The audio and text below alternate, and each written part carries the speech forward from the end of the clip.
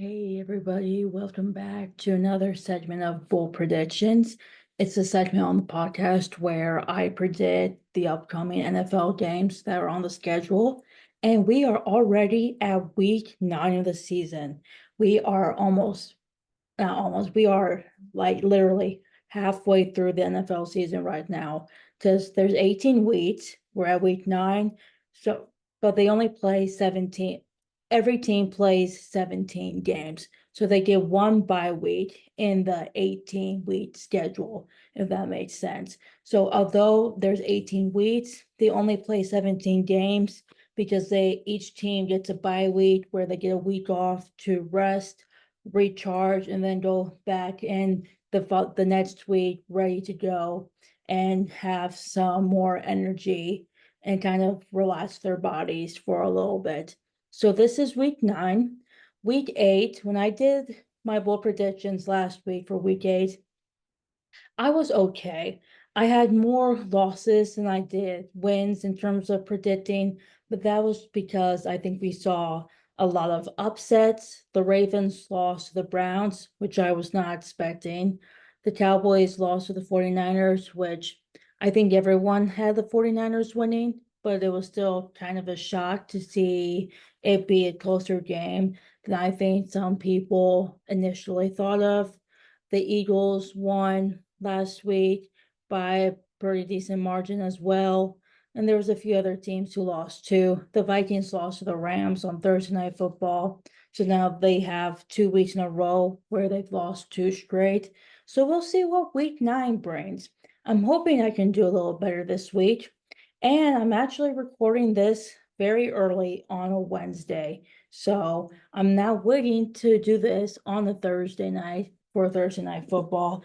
I kind of I won't say I cheated, but I did film most of these bold predictions on Thursday night because it slipped my mind.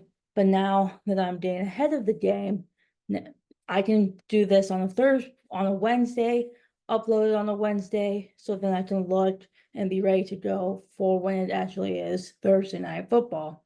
Which brings me to the first game of the week for week 9, which is Texans versus Jets. That is Thursday Night Football. It is at the Jets. And right now, the Jets have not looked very good at all. Their offense looks terrible under Aaron Rodgers. I'm sorry, it just does.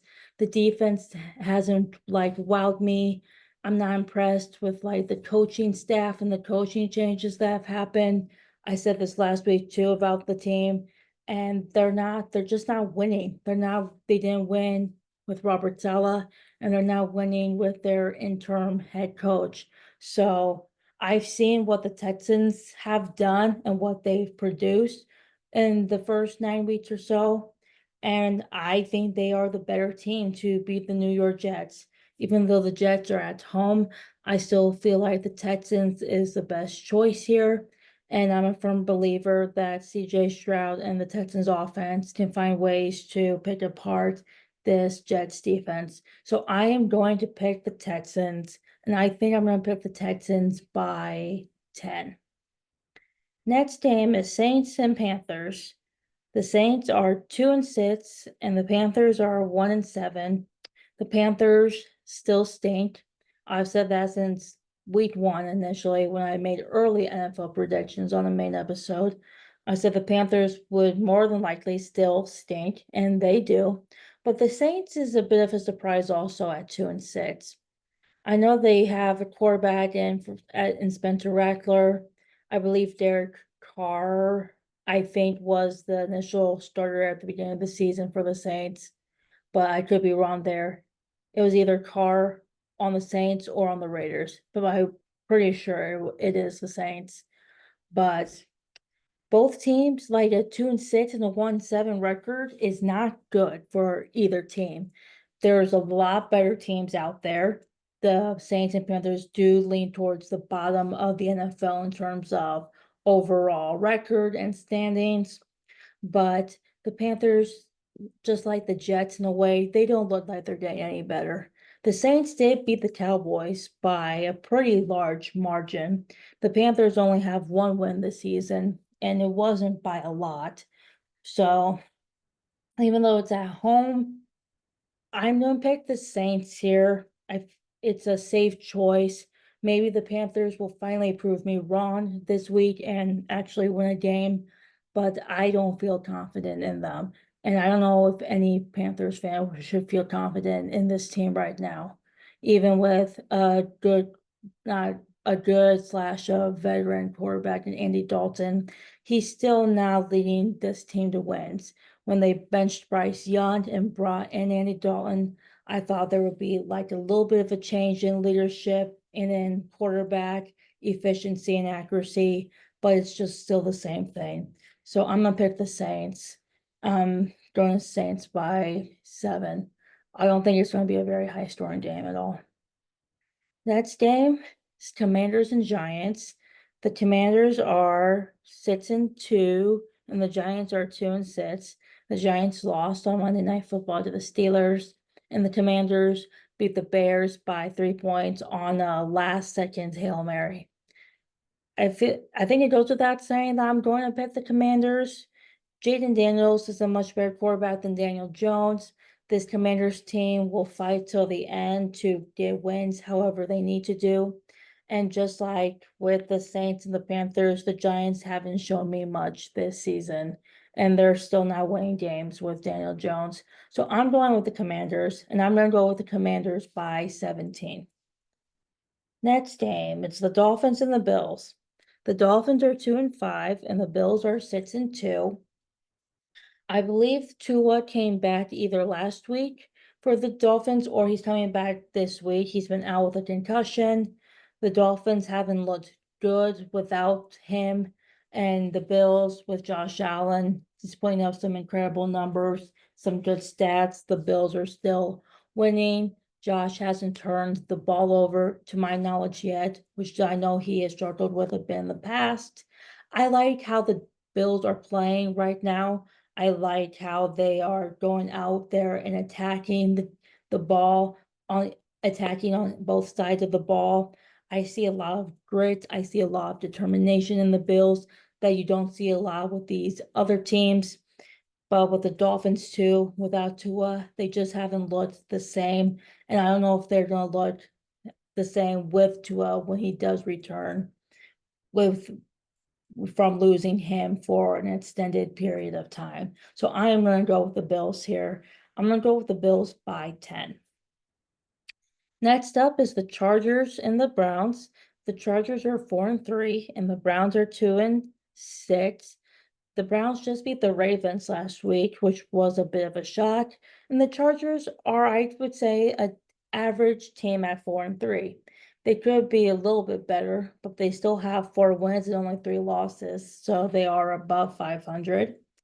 And I would say I would pick the Chargers without a doubt, but after seeing how the Browns played against a really, really good Ravens team, I know they did bench Deshaun Watson for Jameis Winston, and Jameis Winston came in and threw 3 touchdowns, which I think ties Deshaun Watson's touchdown record for the year so far, if I'm not mistaken. So a change in quarterback in Cleveland was much needed, and I believe that they found a player who can go out and make plays and just be a leader and a quarterback that they needed him to be in Jameis Winston rather than Deshaun. That's not me saying that I believe Deshaun is a bad football player. I know he has potential to be a really good player. He has shown us he can be a good player in the past, but this year it's just not adding up. And maybe bringing in Jameis Winston to finish out the year is what the Browns need to still have a chance in the to fight for a potential playoff berth. So I and Justin Herbert though, I think I am going to go with the Browns here, even though they are 2-6. With Jameis Winston in, I think I am going to go with the Browns by 3 because I feel like Jameis can go if the if it's a tied game and they're down to the last 10 seconds, I believe Jameis can lead a potential game-winning drive down the field, and I would trust him more in that situation than I would Justin Herbert. Patriots versus the Titans. The Patriots are 2-6, and the Titans are 1-6. I believe the Patriots won last week, which was another game that I got wrong. And the 1-6 Titans, that could be an interesting game for sure.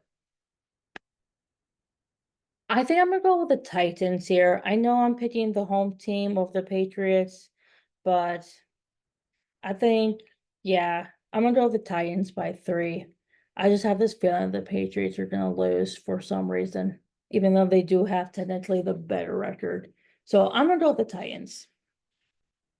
Then we have the Cowboys and the Falcons. The Cowboys are 3-4, and the Falcons are 5-3. And let's make something known about the Dallas Cowboys. I don't think the Cowboys stink as much as the general public makes them out to be. I have watched Cowboys games. My brother is a big Dallas Cowboys fan, so I will stay up late if they're playing like Sunday night, Monday night football, Thursday night football. If they have like a late game, I will stay up to watch every single second of that game. So I have something to talk to my brother about. I have seen the Cowboys play. I saw them play on Sunday Night Football. And the first half of that game, I thought the Cowboys looked great. That was probably the best that they have ever looked so far this season. And then the 49ers made the necessary adjustments second half to go out there and attack the Dallas defense. The 49ers defense knew how to get to Dak Prescott and force him to throw the ball to either wide open receivers that was underthrown or overthrown, or force him to throw interceptions. So the 49ers fixed what they had to fix during halftime to come out strong the second half, whereas the Cowboys just let the game kind of slide and go by without making adjustments necessary. I did like how the Cowboys defense looked in the first half. I thought they did a very decent job stopping the run.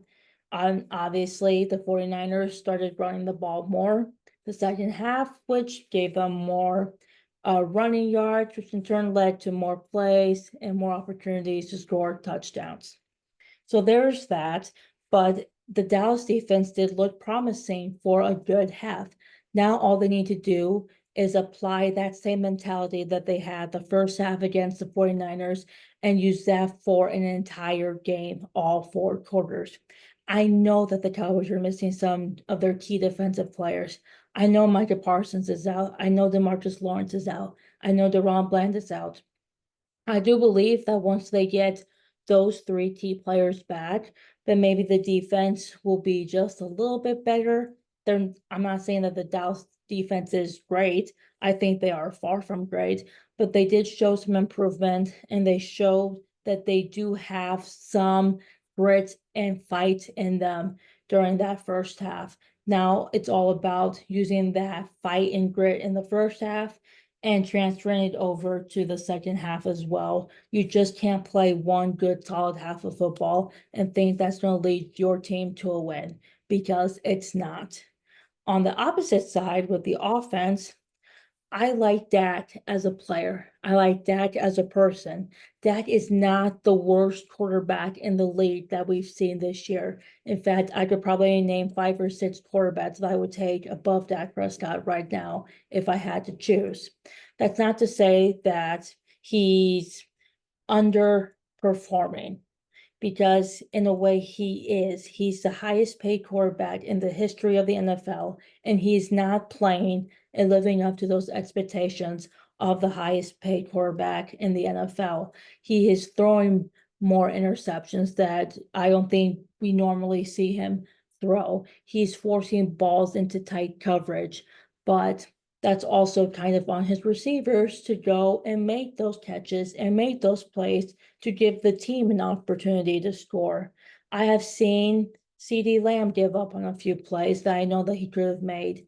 the non-existence of, Brandon Cooks, wide receiver two, and the lack of usage with the tight ends is a little bit concerning to me as well. But the Cowboys offense does not have a run game. Rico Dowdle, Ezekiel Elliott, Dalvin Cook, those running backs, they're not getting yards to advance the ball forward. And that is a big cause for concern, considering that the Dallas defense does not know how to stop a run. And we've seen that since week 1 to week 9. And then you have the Atlanta Falcons who can run the ball well.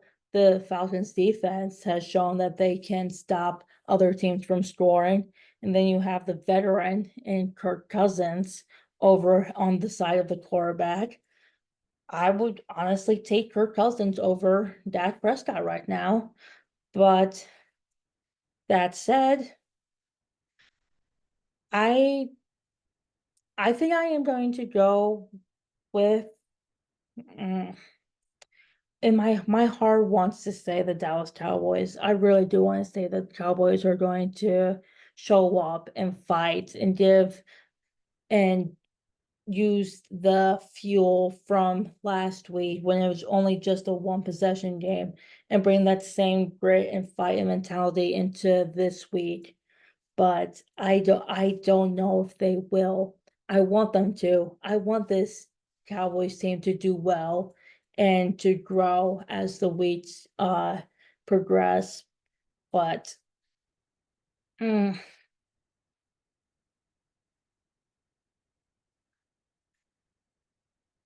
I think I'm gonna go with the Falcons, unfortunately. Even though the Cowboys have played great away, they're 3-1 away, and they're winless at home this season, which is another concern for the team and the organization, I guess. But I think I'm gonna go with the Falcons. I'm gonna go with the Falcons by 3, but I don't feel good about it. But I'm not gonna change it now. I'm gonna stay with the Falcons. Then we have the Raiders and the Bengals. The Raiders are 2-6, and the Bengals are 3-5. And if we're talking about quarterbacks who have underperformed this year, I would put Joe Burrow in that same category as well. Even though I know that the Bengals have struggled with injuries and players out, Joe Burrow is still one of in my eyes and in my opinion, Joe Burrow is a top 6 quarterback in the NFL throughout the past 3 or 4 years or so, and that really hasn't changed. But the record doesn't show them that. The Bengals have had some close games that they have lost. They haven't lost by, grand 20 or 25 points, unlike a few other teams. But the Joe Burrow hasn't looked the way he's looked in the past. And then with the Raiders too, the Raiders have lost some close games as well that they should have won and should have fought out till the end. But I am going to pick the Bengals here. I'm going to pick the Bengals by 7 just because I feel like they are able to produce better quality than the Raiders can. Then we have Broncos Ravens.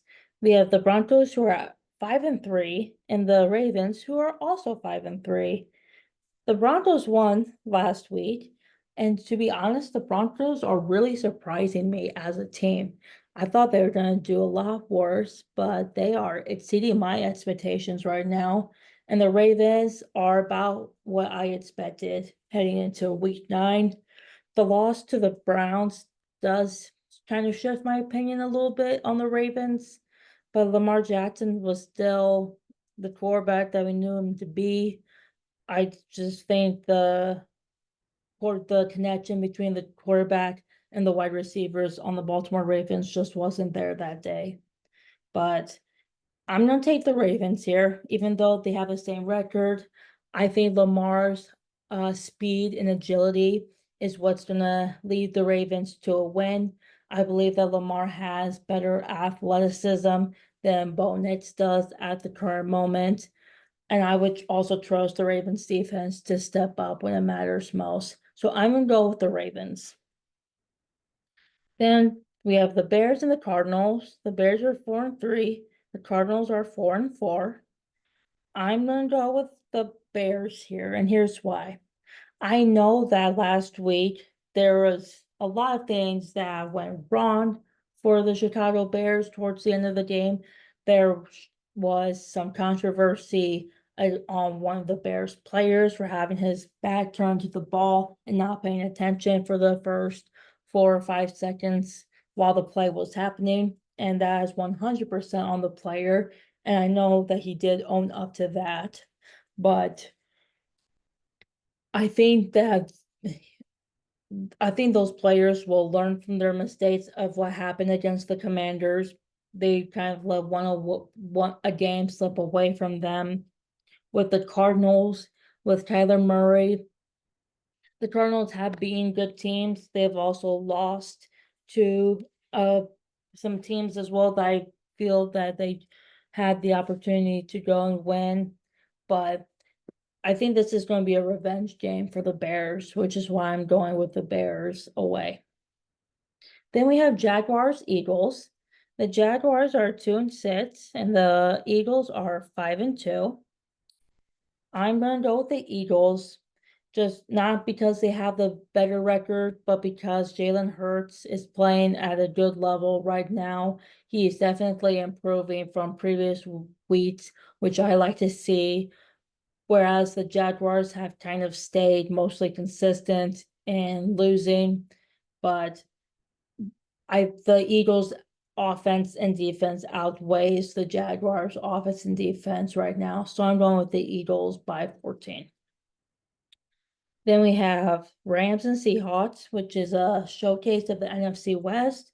The Rams are 3-4. The Seahawks are 4-4. The Rams are actually in last place right now at a 3-4 record. And then the Seahawks are tied for second with the 49ers at this current moment. I'm gonna go with the Rams.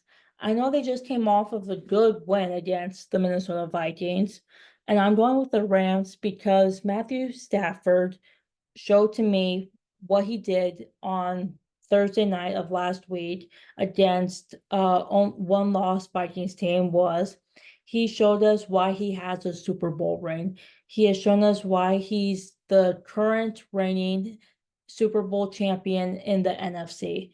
The Rams are the last NFC team to have won a Super Bowl. I know the Chiefs have won the last two Super Bowls in a row, and they are on the AFC. So on the NFC side, that title as of right now belongs to Matthew Stafford. And I love Matthew Stafford as a quarterback. He goes under the radar, I think, for a lot of sports fans and football critics, such. His arm, he has a great arm. He has great athleticism. He also can take care of the ball well. He rarely turns the ball over. And on the occasions that he does turn the ball over, you look back and you can kind of understand why he made that mistake, but you know that he won't make that mistake again in the game, especially when it is crunch time and when he's dialed in. So I'm taking the Rams and Matthew Stafford over Geno Smith and the Seattle Seahawks here. Then we have Lions Packers. The Lions are 6-1 and the Packers are 6-2. I'm gonna go with the Lions. Jared Goff and the Lions offense is just on a different level right now. I believe they are a top two team in the NFC West and a very confident top five team in the NFL as of right now, beating the undefeated Minnesota Vikings, beating the Dallas Cowboys at their home stadium by 25 plus points and only having just one loss. They are definitely living up to the hype that they received last season. It would not shock me if we saw the Lions in the NFC title game come playoff time. And there is a very good chance that this is the year that they can make it to the Super Bowl and make a Super Bowl run. But I am going with the Lions. I love the Green Bay Packers. I think they are a good football team. But the way the Lions are playing right now, it'd be hard not to pick them. So I'm going with the Lions. Then Sunday Night Football. we have the Colts and the Vikings. The Colts are 4-4, and the Vikings are 5-2. I don't think the Vikings lose 3 straight. I just can't imagine them losing 3 straight games, especially the last 2 games where they definitely had a chance to win. I'm pretty sure the Colts won last week, so they are an even. No, the Colts. Yeah, the Colts did lose last week. I know there was kind of the controversy with Anthony Richardson and wanting to be taken out of the game because he was tired. And now Joe Flacco stepping in as the Colts quarterback at this current moment. But if the Vikings lose 3 straight, then it's time to have a chat about the Minnesota Vikings after starting off their season undefeated.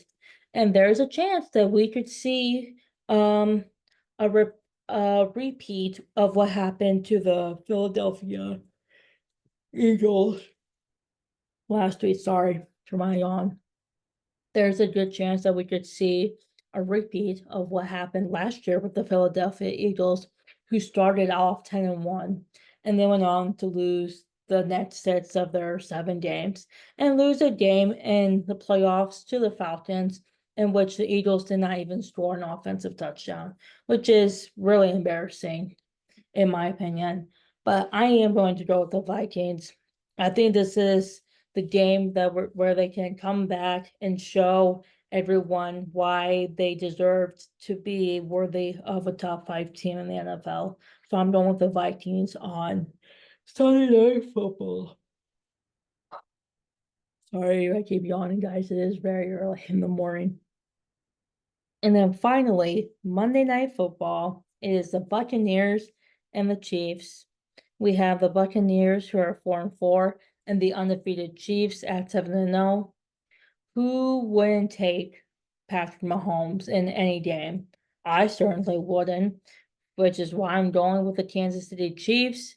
I think Baker Mayfield is a great quarterback. I think the Bucs offense has some good weapons. The Bucs defense also has some stellar players, but when you're going up against Andy Reid, Travis Kelce, and Patrick Mahomes, I mean, you're lucky to come out of that stadium with a win, and that is big. That is huge. I'm going with the Chiefs. I'm going with the Chiefs by 10. I think they're going to keep their undefeated season going. And yeah, that's all I have to say on that.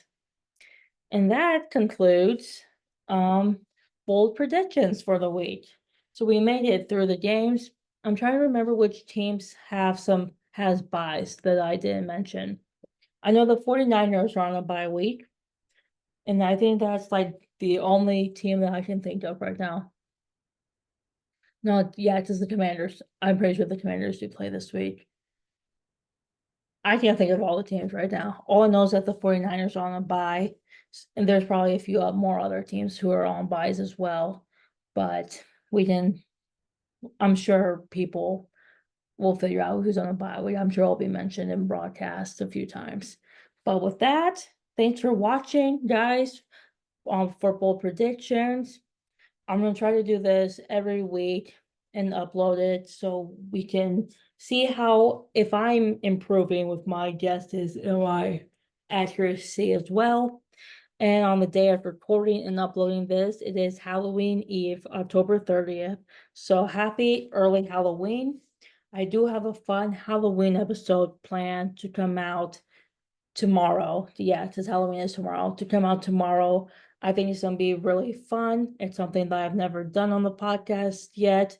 So I'm really excited for you guys to see it. I've already pre-recorded it last week, so it is ready to go. So you can check that out when it drops. And that's all I have for you guys. Thanks for watching again. Check out the Halloween episode tomorrow. And then I think a main episode might come out this week too. It's either a main episode or it's another one of my new segments that I haven't done yet, which would be a pop culture heat wave or Nace's story world. I haven't decided which of the two yet that I want to drop first. So, and that might be coming. all I know for sure is that you will get a Halloween episode Thursday and maybe a main episode or one of my other two news segments. So keep an eye out for that. And I'll catch you guys later. Bye.